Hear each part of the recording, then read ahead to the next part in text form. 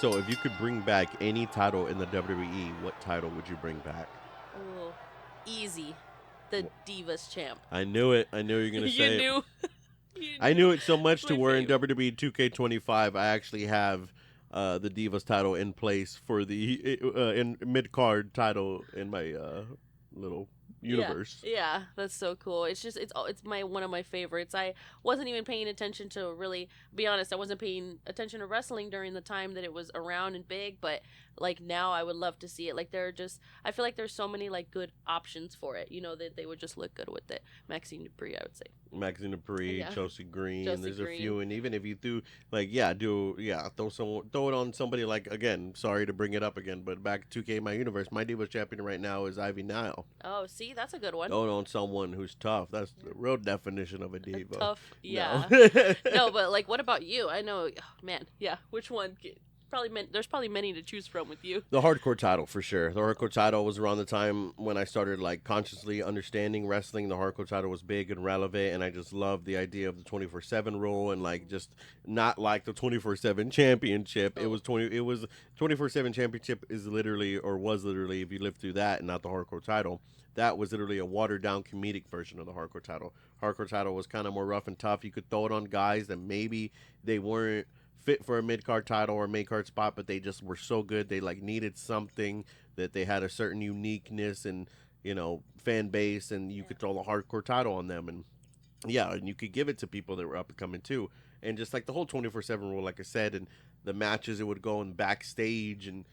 People would be fighting in the parking lot. People would be fighting on freaking swamps and near the Yeah. bridge and shit, and rolling people up with fencing to pin them, and it was just like a lot of fun stuff you could do with the hardcore Yeah. title. And in a time where I think people were really demanding something like that back, Vince kind of just gave us a 24/7 title, which was kind of like, okay, that's not really the real thing. Bring the real hardcore title, which was Yeah. a destroyed version of the world title, is what it was basically, Yeah. with duct tape and stuff. And so yeah, I would bring that back. Although I would say to end it, I ironically love the design of the 24/7 championship. I've grown to love it. It's so basic that it's actually good. Yeah. I was actually funny thing, I was gonna say that I'm glad they actually got rid of the 24/7 Yeah. title. Yeah. It just, it wasn't doing good, so it's, good while it lasts.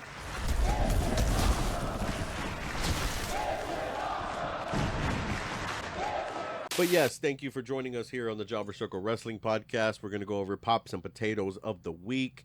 So basically, if you follow us on TikTok, we go through the pops and potatoes of Raw and SmackDown a little after the episode ends. So follow us on TikTok to see that. But we're just going to go over the main recap of the week, the main good things, which get a pop, and the main bad things, which get a potato. So what do you want to start with? Yeah, well, starting off with the beginning of the week, I would say the big hot topic back on Monday that we talked about, like you said, in our TikTok video that we do pops and potatoes, we talked about the Vision turning on Seth Rollins. Now this gets a big pop because, boy, does it get a pop or does it actually get a potato that actually shows that the Vision was kind of like a failed... The storyline and experiment itself, I guess, gets a potato, but the turning itself gets a pop. Yes, because it was long. I feel like it was long overdue. The Vision was only a thing for 6 months. 6 months is not does not look good for a group. But I think if as we've all come to realize, we think that this whole thing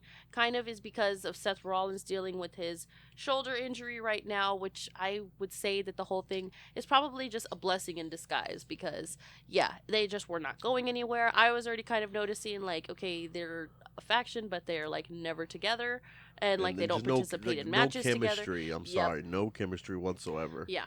You would have had... That faction would have been better with like a Grayson Waller, friggin' Austin Theory or something. They would have probably had more chemistry than Braun Breaker and Bronson Reed. Yeah, they do kind of totally feel like total opposites. And like, we said too, I guess, in a way, scratch what I was going to say. Let me ask you, do you think now, how long do you think they will last now with being just them? Well, no, now you can kind of just split them up as a tag team and kind of maybe push for one to go to the main title, like Braun Breaker, maybe push for Bronson Reed or something to go to the mid-card title, or maybe, have them go for a title run, and then you could test out a little more if they're just a tag team for now, Mm-hmm. and then you could always tease a breakup or do a whole gimmick storyline or whatever with the Yeah. breakup. And then where does Paul Heyman? They back themselves in the corner, and sometimes it's when it's fun because like now they got to figure out how they're gonna do all this. And sometimes I don't want to bring it back to WWE2K, but sometimes WWE2K, you plan to win a title, you don't win it, and then you have to pivot and be like, okay, where can we go in the storyline from here? Yeah. But yeah, that's the fun part. Is they're definitely backed themselves into a corner. Where are they gonna go from here?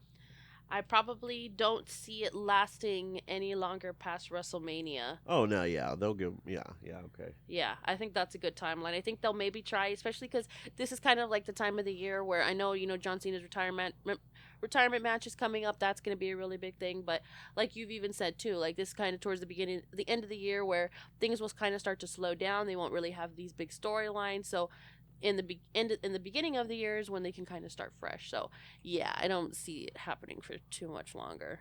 Right. Yeah. So Ridge Holland just announced his contract will not be renewed. This gets a pop. No, I'm just kidding. No, this gets a potato because it definitely sucks that he's going to still loses his job. Yes.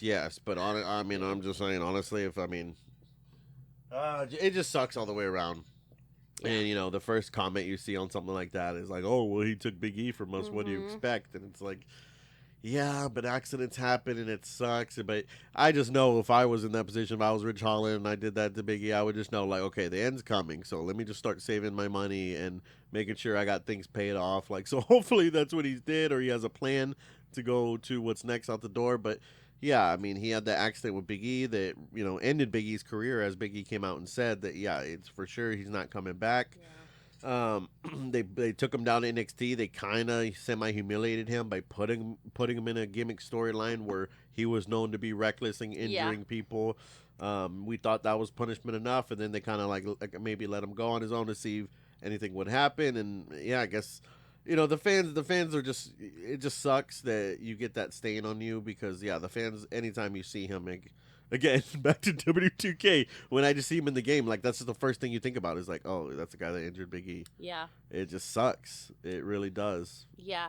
And like you said too, like when he went to NXT and he tried to be like this reckless guy that was like, they did this whole thing where in the main event of like a show that he injured this guy and they took him out on a stretcher, but it's like, oh, he wasn't really injured. Like you said, they're just playing into the character, and sometimes that works, and I feel like sometimes it just really doesn't, and it didn't for him. And he actually, I feel personally, got like a lot more time than he probably needed, I guess. They kept him around for a lot longer than up until now, since the whole Big E incident happened, because like you said, I think that was like where they were like, ugh.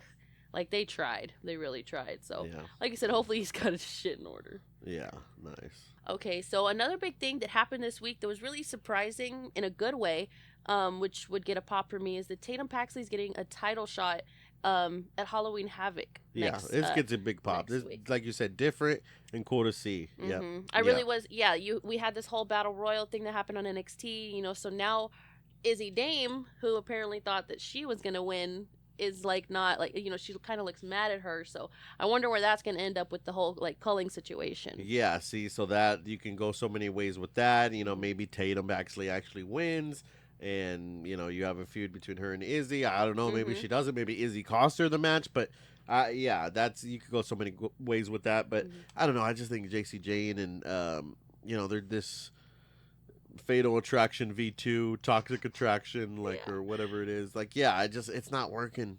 I don't think it's working, guys. No. Yeah, you already had to take note. You already had to break away somebody from the Fatal Influence, and then you just replaced her, which is kind of like, no, it's not. People are just gonna be bored with that. Like, okay. Yeah, so one thing I do want to add with the Tatum Paxley situation is that I hope this whole title shot thing is not just because she's the spooky girl and it's Halloween. Like, we've seen that happen a time or two with Shotzi when she went from the main roster down to NXT, and look where she's at now. Again, not to take anything away from Tatum Paxley, but I'm 100% sure that's what this is. Yeah. Remember in AEW when Abaddon got a freaking, they did a Halloween special or whatever, I don't even remember, but Abaddon had a world title match that night because she's the spooky girl, and then we never saw her again. Even though we actually liked her, she should have been on AEW more. Yeah. That was the thing, like you said, like with Abaddon, it's just, you only saw her one time a year. You only saw her on Halloween. Like that's like unfortunate. it's like when you try to be the Undertaker type gimmick character. Like there's a reason why it worked for Taker and not. There's a fine line between being that gimmick and then just being the Halloween spooky gimmick. Yes. For sure.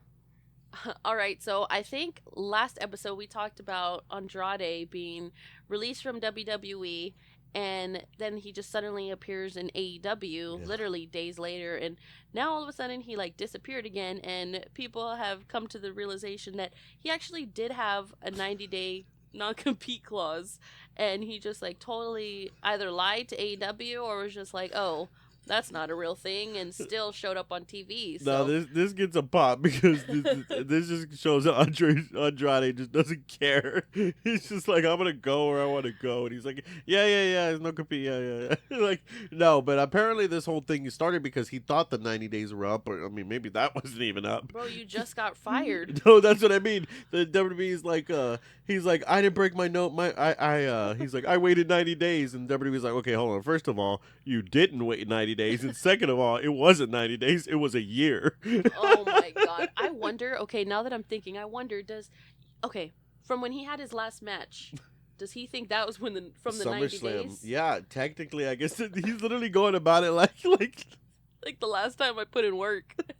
Like, no, it's like you were still signed up until a certain day. It literally, it's so funny. That's why it's about, because it sounds like he was just making up his own reason. He's like, no. SummerSlam, 90 days, yeah, I'm good. Like, what? It's so funny. Oh my gosh. And AEW's like, are you sure there's no? And he's like, yeah, I'm good. I can just picture it. You know, they got an email or a call the following day. It's bueno, yeah, it's bueno. It's bueno. Oh my god, that's funny. In other news, Ilya Dragunov wins the U.S. title from Sami Zayn. Finally. I know. That was apparently that was Sami Zayn's call. Did we speak it into existence? To have the old Dragunov dethrone him. Yeah. Oh, wait, that was Sammy's idea? Yeah, apparently it was Sammy's call. Oh. He was trying not to be Sammy Hogan. He's trying to get rid of the Sammy Hogan hate. Okay. That's cool. Like, we can read the room and know that people are kind of hating on your title run. Even though, see now, and then all of a sudden everyone's hating on the Sami Zayn title run. All of a sudden when he loses it, they're like, "Oh, that was the best U.S. title run." It's like, okay, shut up. You don't gotta kiss his ass, right? But okay. If that is the case, and Sami Zayn did choose to end it that way, then that's pretty cool. Yeah. Because it was kind of shocking to see, like, this guy, Ilya's just been out for a year with this injury, and then like all of a sudden shows up, accepts an open challenge, and shows back up jacked.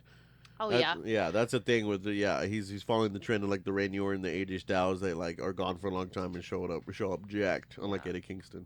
Oh, I was literally just gonna say I disrespect the freaking wrestlers that are gone for an extended period of time and don't like take the time to come back even looking better. Like, this was your shot. Yeah, bro. Like I said, I've went on rants about Eddie Kingston before, but like, I was actually rooting for him to be like, okay, oh man, he hasn't wrestled this long. We haven't seen him. Nobody's seen him. Like, oh man, I bet you he's gonna come back jacked in it. Oh, he came back looking worse. Like, my grandpa could take him in a match.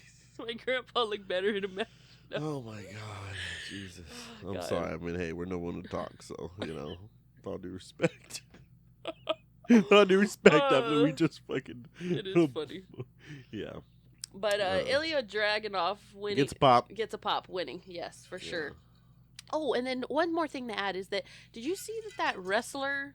I don't know if she's an ex-wrestler or what, or who she is or where she's from. What's her name? Just saw it's like something Kim or something like that. But it's not Gail Kim. No, not Gail Kim. I would recognize that name, but there's this wrestler who basically came out all of a sudden. Ilya Dragunov wins a title, and she's like, "Oh yeah, he DM'd me. I left him on red. Let me return. Oh yes, I'll go out with you."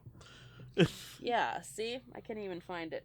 Oh, she probably She tried to claim not him. Even legit. He gonna be like, no. He's like, it don't say on Google.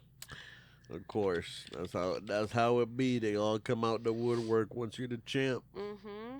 Yeah, so you can't even find her. You're not even credible, girl. Yeah, it's fine. It's whatever.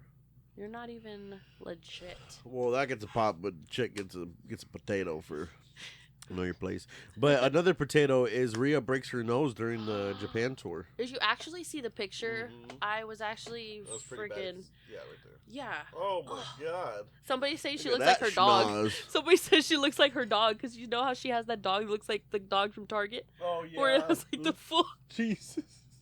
I'm sorry, but Oh no. god, I hope she's gonna be all right. She's I hope definitely so, gonna need what, some surgery or just let it heal or splints or what? Oh no, what that looks she like she needs. needs some surgery. I'm not no noggin That's like so surgeon. inflamed, but also it could be, just be like the Swollen. sudden swollen. Yep, and you know that this Eee. is all caused by Raquel.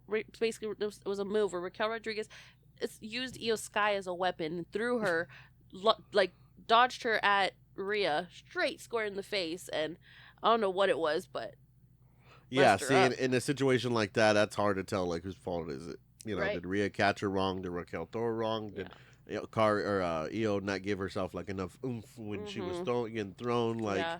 you know, it's hard to say. But accidents do happen, like we said. So. Or the type of body, like could she have taken a knee right to the nose? Yeah, you never see, know like, the way that like, she when lands. you get thrown like that, like sometimes, like you see it all the time, where certain parts go and hit where you weren't expecting. Yeah. So.